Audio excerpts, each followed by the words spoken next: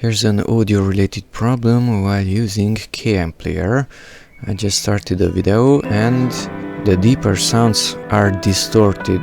Maybe you can hear it, maybe not. Okay, so to fix this distortion related audio problem, right click on the video and come here to options and audio transform and uncheck this normalize and close it with OK.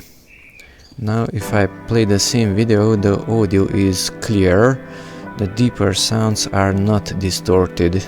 You can access the same thing from this icon also, those vertical lines.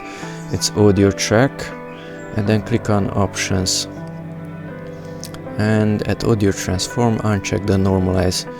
If I check it again, the sound is a bit louder, and from time to time the distortion can be noticed.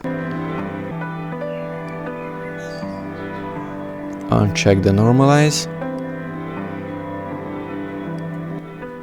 The audio is less powerful, it's not normalized, and the distortion is gone.